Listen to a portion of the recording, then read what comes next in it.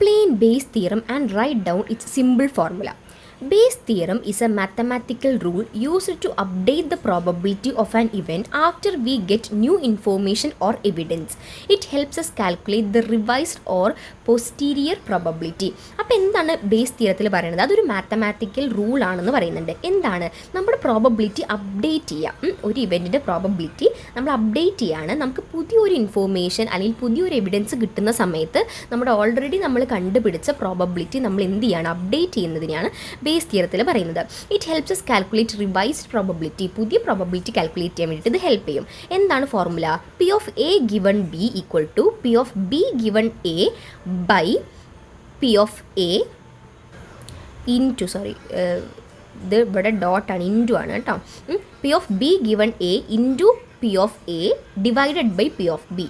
P of B given A, P of B given A into P of A divided by P of B.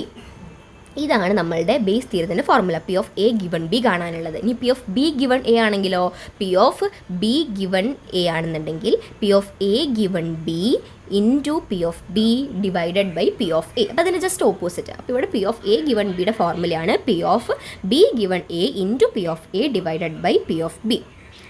P of A given B പറഞ്ഞാൽ എന്താണ്? It is the probability of event A happening given that event B has already happened. Event B already happened ആയിട്ടുണ്ട്.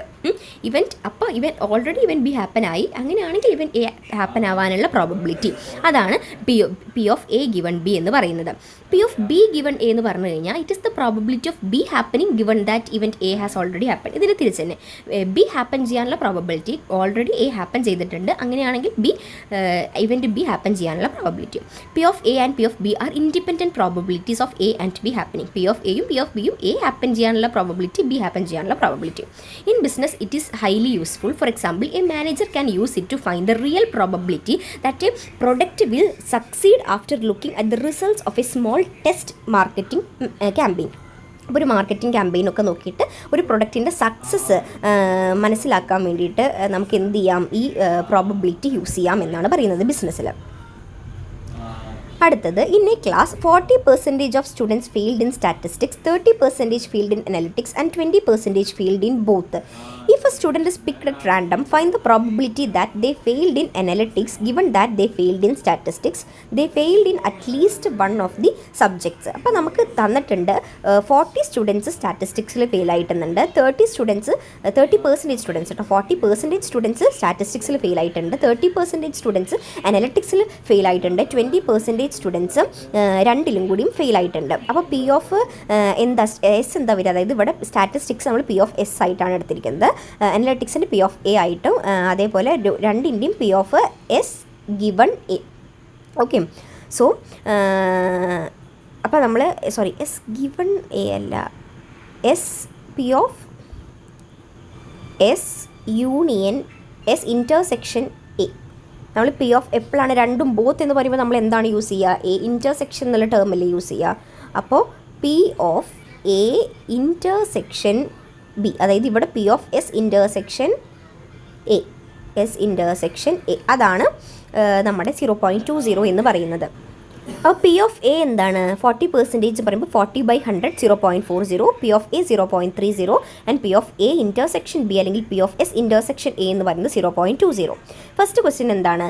ദേ failed in analytics given that they failed in statistics. സ്റ്റാറ്റിസ്റ്റിക്സിൽ ഫെയിലായ ഒരു കുട്ടി അനാലിറ്റിക്സിലും കൂടിയും fail ആവാനുള്ള പ്രോബബിലിറ്റിയാണ് ചോദിച്ചിരിക്കുന്നത്. അതായത് ഓൾറെഡി സ്റ്റാറ്റിസ്റ്റിക്സിൽ ഫെയിൽ ആയിട്ടുണ്ട്, അങ്ങനെയുള്ളൊരു കുട്ടി അനാലിറ്റിക്സിൽ ഫെയിൽ ആവാനുള്ള പ്രോബബിലിറ്റിയാണ് ചോദിച്ചിരിക്കുന്നത്. അപ്പോൾ P of A given S അല്ലേ കാണേണ്ടത്? ഓൾറെഡി സ്റ്റാറ്റിസ്റ്റിക്സിൽ ഫെയിൽ ആയിട്ടുണ്ട്, അപ്പോൾ എ ഗിവൺ എസ്, അതായത് എസ് സ്റ്റാറ്റിസ്റ്റിക്സിൽ ഓൾറെഡി ഫെയിൽ ആയിട്ടുണ്ട്, അനാലിറ്റിക്സിൽ ഫെയിൽ ആയ പ്രോബബിലിറ്റിയാണ് ചോദിച്ചിരിക്കുന്നത്. അപ്പോൾ P of A given S വേണം കാണാൻ. അതായത് P of S intersection A divided by P of S. എന്താണ് P of S intersection A divided by P of S? എന്താണ് എസ് ഇൻ്റർസെക്ഷൻ എ? 0.20. അപ്പോൾ 0.20 ഡിവൈഡഡ് ബൈ 0.40, അതായത് 0.50 അല്ലെങ്കിൽ 50% ചാൻസ് ആണ് ഉള്ളത്.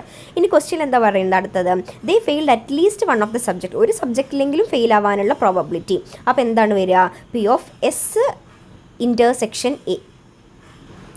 എസ് യൂണിയൻ എ, അതായത് അറ്റ്ലീസ്റ്റ് ഒന്ന് ഏതിലെങ്കിലും ഒരെണ്ണത്തിൽ ഫെയിൽ ആവാനുള്ള പ്രോബബിലിറ്റി എന്നാണ് ചോദിച്ചിരിക്കുന്നത് അല്ലേ. ഒന്നെങ്കിൽ പി ഓഫ് എസ്സിൽ, ഒന്നെങ്കിൽ സ്റ്റാറ്റിസ്റ്റിക്സിൽ, അല്ലെങ്കിൽ ഇതിൽ. അപ്പോൾ പി ഓഫ് എന്ത് കാണണം? എസ് യൂണിയൻ എ കാണണം.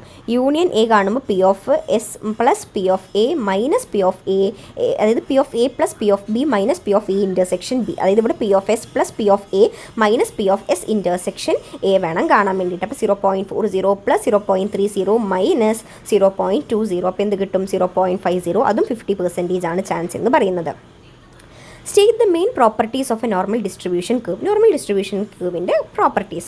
The normal distribution curve is one of the most important concepts in statistics. Its main properties are bell shape. The curve looks exactly like a symmetric bell.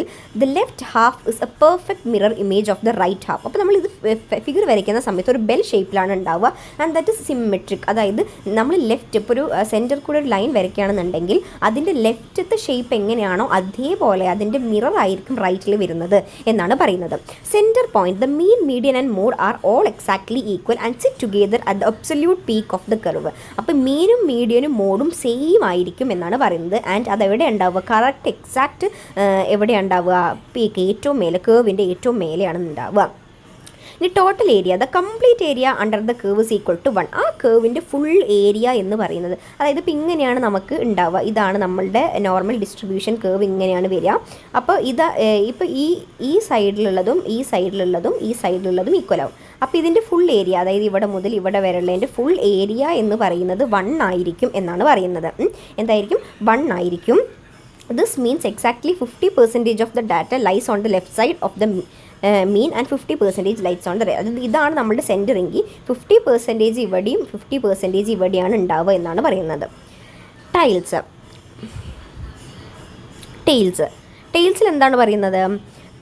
The two ends or tails of the curve stretch out to infinity but never touch the bottom horizontal line. ഇപ്പോൾ നമ്മൾ പറഞ്ഞ പോലെ തന്നെ ഇപ്പോൾ നമ്മൾ figure വരയ്ക്കുമ്പോൾ ഇങ്ങനെ വന്നിട്ട് ഇങ്ങനെയാണ് വരയ്ക്കുക. ഇവിടെ കറക്റ്റ് ഇങ്ങനെയാണ് നമ്മൾ ഫിഗർ വരയ്ക്കേണ്ടത്. അങ്ങനെ വരയ്ക്കുന്ന സമയത്ത് ഈ ലൈനും ടച്ച് ആവില്ല, അതേപോലെ ഈ ലൈനും ടച്ച് ആവില്ല. അതിങ്ങനെ ഹൊറിസോണ്ടലായിട്ട് പോയിക്കൊണ്ടിരിക്കും. ദാറ്റ് മീൻസ് ഇൻഫിനിറ്റി ആണ് ഇവിടെ എന്ത് ചെയ്യുന്നത്? സ്പെസിഫൈ ചെയ്യുന്നത് എന്നാണ് പറയുന്നത്. പിന്നെ എംപിരിക്കൽ റൂൾ എന്താണ് പറയുന്നത്? About 68% of the data falls within 1 standard deviation from the mean, 95% falls with 2 standard deviations and 99.7% falls with 3 standard deviation. അപ്പം 68% ഒരു സ്റ്റാൻഡേർഡ് ഡീവിയേഷനിൽ ഫോളോ ചെയ്യാനാണ് ചാൻസ്, 95% 2 സ്റ്റാൻഡേർഡ് ഡീവിയേഷനിലും 99.7% 3 സ്റ്റാൻഡേർഡ് ഡീവിയേഷനിലും എന്നാണ് പറയുന്നത്. Calculate Spearman's rank correlation coefficient for the given scores to 5 products by 2 market supervisors. Okay. Product A, B, C, D, E, rank supervisor 1 rank 1, 2, 3, 4, 5, supervisor 2 rank 2, 1, 4, 3, 5 തന്നിട്ടുണ്ട്. നമുക്ക് കണ്ടുപിടിക്കണം. First നമ്മൾ എന്ത് കണ്ടുപിടിക്കണം? ഡിഫറൻസ് കണ്ടുപിടിക്കണം. അപ്പോൾ ഡിഫറൻസ് എന്ന് പറയുന്നത് എന്താണ്? 1 - 2. അപ്പോൾ റാങ്ക് 1ഉം റാങ്ക് 2ൻ്റെയും ഡിഫറൻസ് എന്ന് പറയുമ്പോൾ 1 - 2 എന്ത് വരും? -1. 2 - 1 എന്ത് വരും? 1. 3 - 4 എന്ത് വരും? -1. 4 - 3 1. 5 - 5 0. ഇനി ഇതിൻ്റെ സ്ക്വയർ വേണം ഇപ്പുറത്ത് ചെയ്യാൻ. അപ്പോൾ -1 square 1, 1 square 1, -1 square 1, 1 square 1, 0 square 0. അപ്പോൾ ഇതിൻ്റെ ടോട്ടൽ എന്ത് കിട്ടും? 1 + 1 + 1 + 1 + 0 4 എന്ന് കിട്ടി. ഇനി എന്ത് ചെയ്യണം? നമ്മുടെ അപ്പോൾ നമുക്ക് n 5 ആണ് നമുക്കറിയാം. അപ്പോൾ നമ്മൾ ഇനി നമ്മുടെ ഫോർമുലയിൽ സബ്സ്റ്റിറ്റ്യൂട്ട് ചെയ്യണം. എന്താണ് formula? 1 - 6 sigma d square divided by n³ minus n. അതാണ് നമ്മുടെ ഫോർമുല. എന്താണ് നമ്മുടെ ഫോർമുല വരുന്നത്? r = 6 1 മൈനസ് r = എങ്ങനെ വരും? 1 - 6 sigma d square divided by n³ minus n. ഇവിടെ d സ്ക്വയർ ആണ് ഇപ്പോൾ നമുക്ക് കണ്ടുപിടിച്ച, ഇതാണ് d സ്ക്വയറിൻ്റെ ടേബിൾ. അപ്പോൾ സിഗ്മ d സ്ക്വയർ എന്ന് പറയുമ്പോൾ എത്രയാണ്? 4 ആണ്. അപ്പോൾ 1 - 6 × 4 ഡിവൈഡഡ് ബൈ n എന്ന് പറയുമ്പോൾ എത്രയാണ്? 5 അല്ലേ? അപ്പോൾ 5³ - 5. അപ്പോൾ 1 - 6 × 4 24. അപ്പം 1 - 24 ബൈ എന്ത് വരും? 5³ - 5 എന്ന് വരും. അപ്പോൾ നമുക്ക് ചെയ്യുമ്പോൾ ലാസ്റ്റ് ആൻസർ എന്ത് കിട്ടും? 0.8 എന്ന് കിട്ടും. The value 0.8 shows a very strong positive agreement between the 2 supervisors. അപ്പോൾ 2 സൂപ്പർവൈസേഴ്സും തമ്മിൽ ഒരു പോസിറ്റീവ് എഗ്രിമെൻ്റ് ആണ് നമുക്ക് ഈ കോറിലേഷൻ വെച്ച് കാണാൻ പറ്റുന്നത് എന്നാണ് പറയുന്നത്.